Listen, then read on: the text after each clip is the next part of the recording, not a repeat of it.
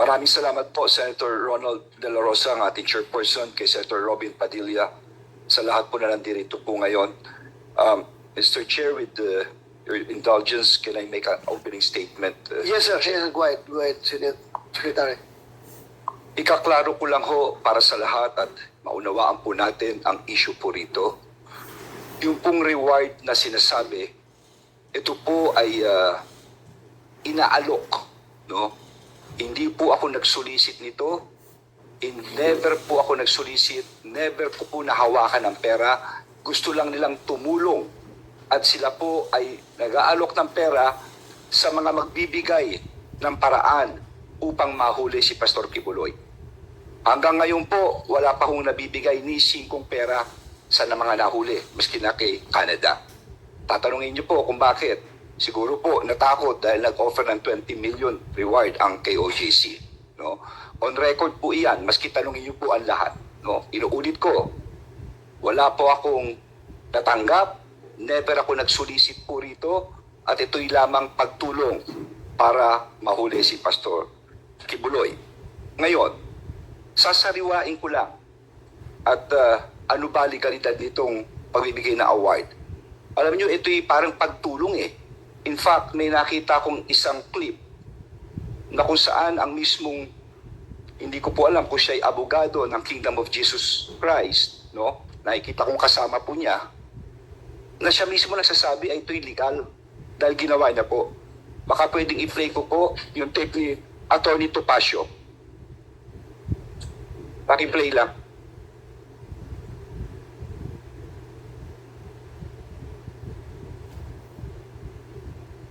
About the topics. Pakatulong sa pag-ulis. Ang subject of the one,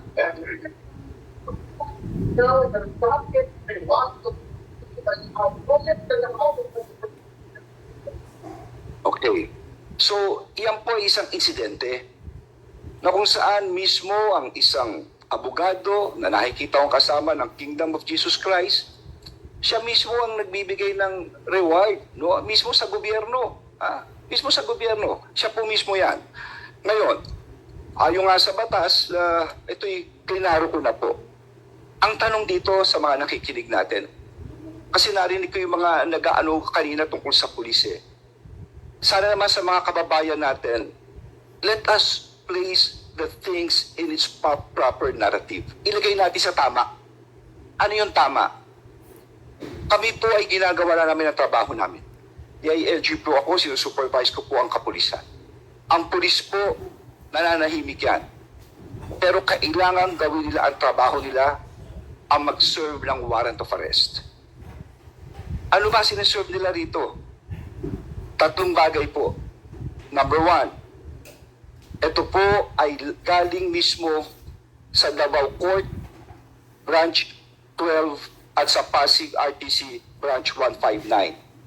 Sa mga nakikinig po, kung ikaw ay magkakaso, kunyari kaming dalawa ni Attorney Bascuna, Abalos versus Bascuna, maghihiring kami sa piskalya.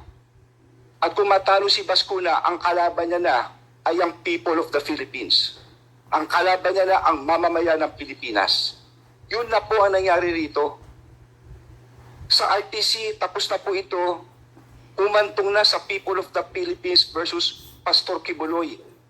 At nag-issue ng warrant of arrest for child abuse, no? Ito ay ang sexual na ito ay pag-aabuso sa mga bata, no, ng criminal case number RDO 24-01439 ng Davao Branch. And another warrant for sexual abuse, no? Ito po ay sexual na pagsasamantala, no? Dito rin po sa Davao. At sumunod ay ang Pasig RTC. Nag-issue na rin ng warrant of arrest for trafficking in persons, no? Ito yung qualified trafficking under section 4 and 6, anti-trafficking. No bail po ito. No? No bail po ito. Matindi ito.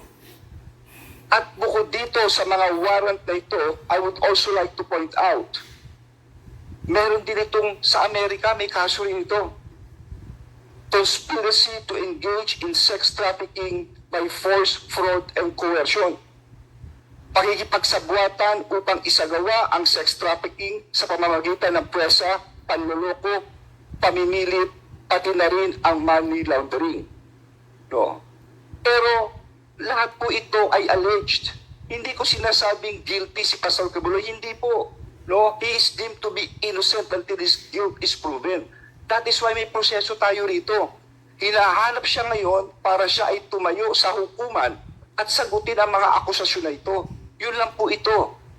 At hindi lamang yun, Mr. Chairperson. Meron din tayo ngayon na Senate warrant dito mismo sa Senado na inisyu noong March 19, 2024 ni Senator Risa ang Committee on Women and Gender Equality. No? Ito po'y dahil yata sa kanyang para dumalo siya sa mga hearing po rito. So tatlo po ito. Sino magsaserve nito? Ang Senado and again, ang kapulisan. Hindi ko ho kilala si Pastor Kibuloy. Ginagalang ko ang kanyang reliyon, ang kanyang pagkatao. Pero sana maunawaan po ninyo, trabaho namin ito. Tandaan natin na ang basihan ng demokrasya ay ang hustisya at ang basihan ng hustisya ay ang batas. At yan ang pinapatupad namin. Kung hindi namin gagawin yan, babaksak ang buong bansa. Kung tatalikod na lang kami rito. Ngayon, ang tanong dito, bakit namin siya kailangang hanapin? Kasi seryoso. These are very serious allegations. Ang demanda niya. Hayaan kong basahin ko. Dito ang mismo yung testimony ng isang nagreklamo. Ang pangalan niya ay alias Amanda. Babasahin ko lang po, si alias Amanda ay umarap sa Senado sa kanyang testimony noong Enero 23, 2024. At ito po ang sinabi niya. Siya ay isang innocenting 17 years old na taong gulang na dalaga. Isa sa kanyang mga tagasunod at estudyante sa KOJC na Jose Maria College. Ito po sinabi niya. Pagtugtong ko ng 17 years old, mas naging masela na ang pinapagawa nila. Tanda ko pa, September 1, 2014, kasi kakatapos na ng tribute program ng KGC. Tutulog na sana ako. Pero sabi ng isang kasamang pastoral worker, magpunta daw ako sa dining area ng Bible School dahil pinapatawag ako ni Jacqueline Roy. Sabi niya, parte daw ng trabaho ng Ministry of the Pastorals na imasahe si Kibuloy. Sabi niya, special privilege daw ito dahil hindi naman daw lahat nahahawakan at nakakalapit sa anak ng Diyos. Sabi niya, huwag ko daw pagdudahan ng anuman na mangyayari sa loob ng kwarto kasama si Kibuloy, basta ibigay ko lang daw ang sarili ko. Bago ako maligo, pumunta si Jacqueline Roy sa kwarto at binigyan ako ng lotion na mapabango ng Bath and Body Works brand, ang specific Center Enchanted na paborito daw ni Kibuloy. Pagkatapos kong maligo at mag-blow dry, pumunta ako sa kwarto ni Kibuloy sa Bible School building. Pagkatok ko sa pangalawang pinto, pinagbuksan ako ni Jacqueline Roy, inakay niya ako sa may kama ni Kibuloy. Pagkaalis ni Jacqueline, sinimulan ko na ang pagmamasahe. Gising na si Kibuloy nito. Noong itutuloy ko na dapat ang pamamasahe. Excuse me, sir. Sir, tatapusin ko lang please. Tatapusin ko lang po ito. Malapit na po. Your Honor. Tumayo siya at umupo sa harap ko. Sinulan niyang tanggalin ang butones ng t-shirt ko hanggang sa tuluyan niya. Sir, I'll just finish this. Yeah, yeah, for a while. Sub judice, Your Honor. Let me remind you, so that this hearing is not questioning the issuance of warrant. Yes, I'll just finish this. It has a direct connection. Please, let me finish. Yeah. But please listen to me, please, first. What the purpose of this hearing is to determine if there is really overkill in the implementation of the warrant of arrest. Yun lang naman ang purpose ito. Wala kami pag-alam kung Sir, there is yung the background, recollection. bakit nagkakaso. There's the just let me finish, Okay, Mr. Chairman. sige, go ahead. If I may, Your Honor, I think Please, that please, tatapusin ko lang. You will have that your is time. sub You will have judice, your time. sub judice. That goes into the very merits of the You will have case. your time, Attorney Torion. Yes, I know that, It is Your Honor. part of But the that is transcript of the Senate. That is improper. Order. This is my speech. You Yeah. cannot tell me what is improper. Order. I am the chairman. Please listen to me. There's no such thing as Uh, subjudice. let us have an Pagka nasa orderly Senado o Kongreso, conduct of hearing. nag-imbestiga. So please, sir, kaya kita Supreme Court ruling na sinabihan, yan. the purpose of this hearing is to determine kung indeed merong overkill yung implementation ng warrant of arrest. We are not, hindi natin tinatakil dito kung anong background, bakit nagkakaroon. Sir, may recollection po, sir. Yes, Please I'm let me finish. going to connect, but I'm just defending you, and I don't want to deprive you of your opening statement. You can continue, but pakinggan muna yung sinasabi ko na the very purpose of this is to determine if there is overkill. Thank That's you. all. Thank That's you, all. Mr. You Chairman. can continue. You Yeah. can continue. Tatapusin ko lang po ito. Anyway, this is part of the record of the Senate. Wala akong iniimbento. Lahat po ito'y galing din dito to.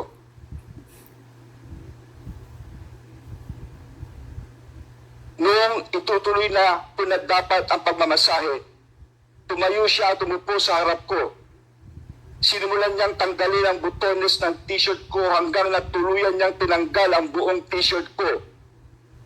Noong nakahiga na ako, pumaibabaw sa akin si Kibuloy. Gusto kong sumigaw ng tulong at tanungin kung ano ang ginagawa niya. Pero naalala ko na bawal akong mag-question.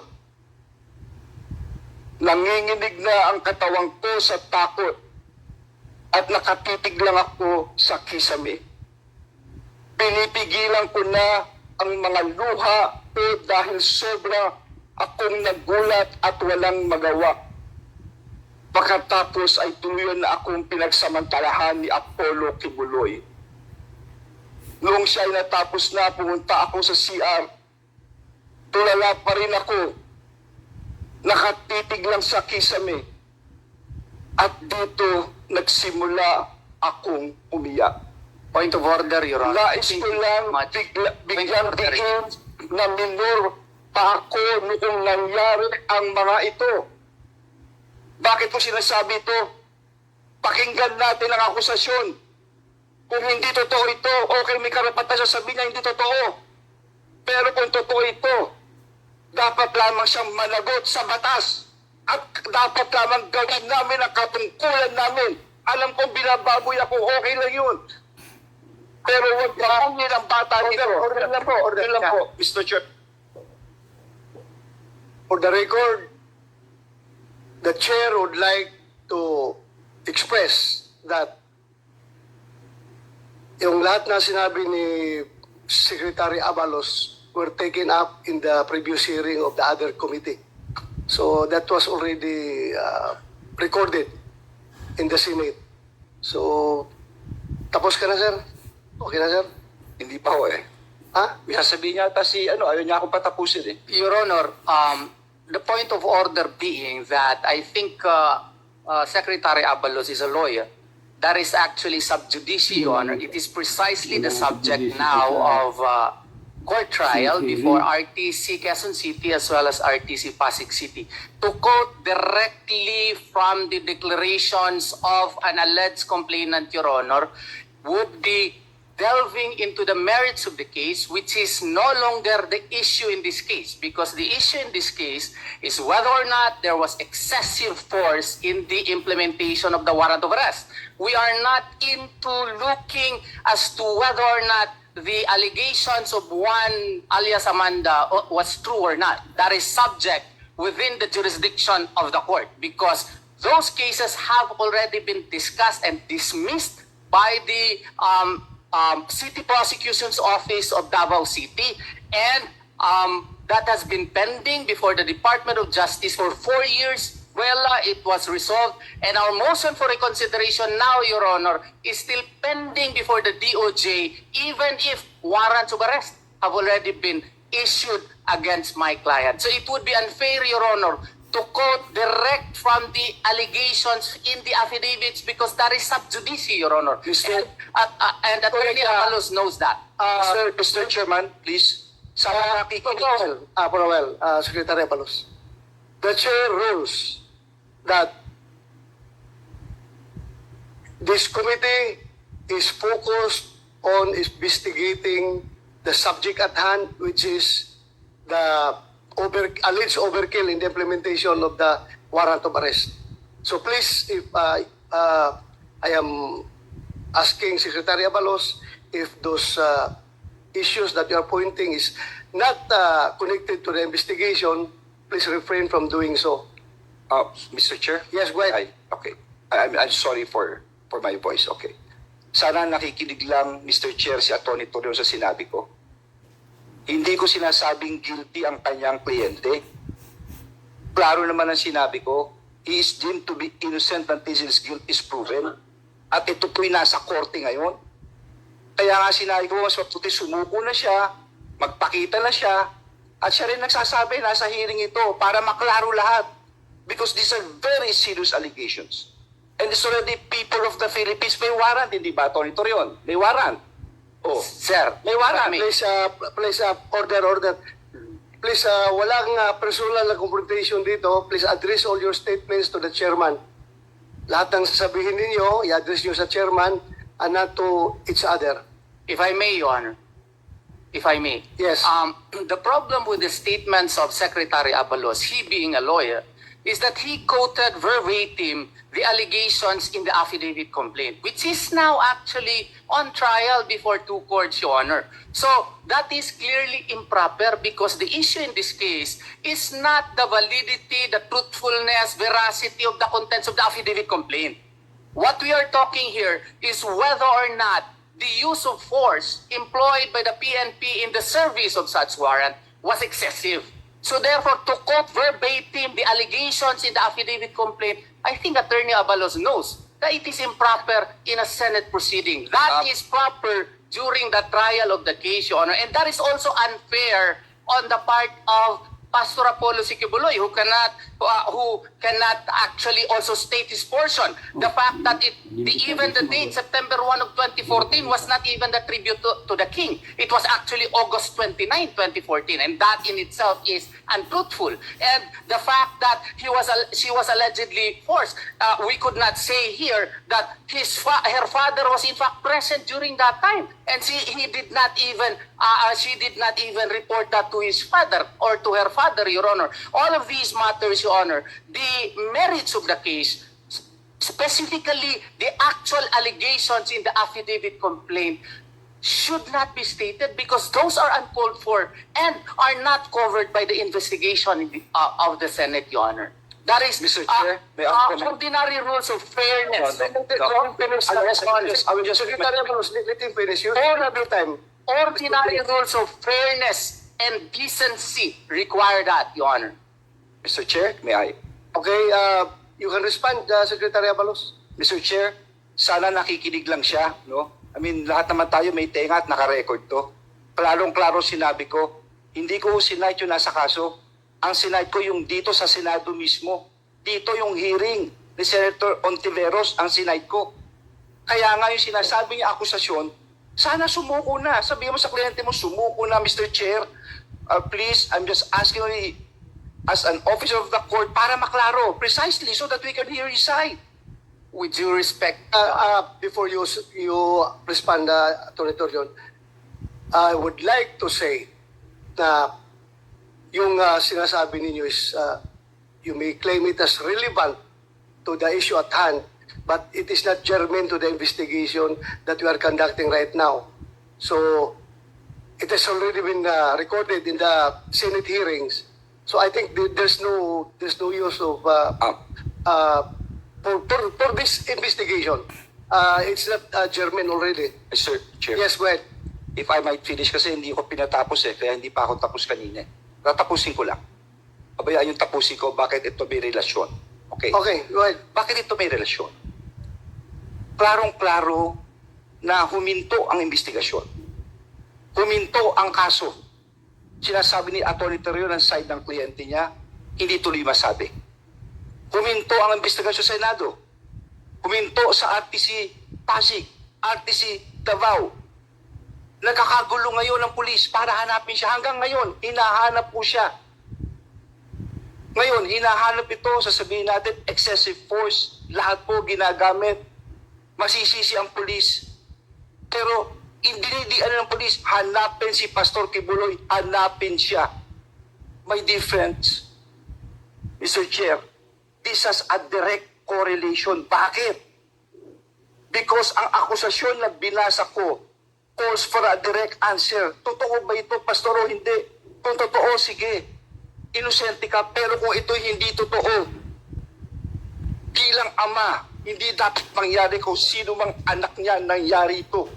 Hindi dapat mangyari ito maski sa kapatid niya. Yun lang ho, hustisya lang. Dapat malaman natin ang totoo dito. Thank you, Mr. Chair. Thank you.